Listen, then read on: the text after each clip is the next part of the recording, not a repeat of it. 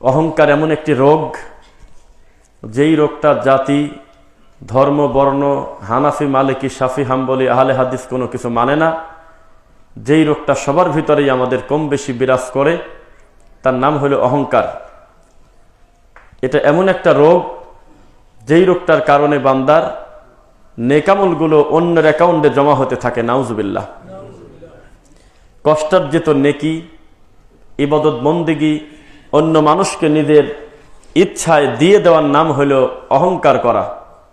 আল্লাহ আমাদের অহংকারের মতো ভয়াবহ পাপ থেকে হেফাজত করুন, আল্লাহুম্মা আমিন।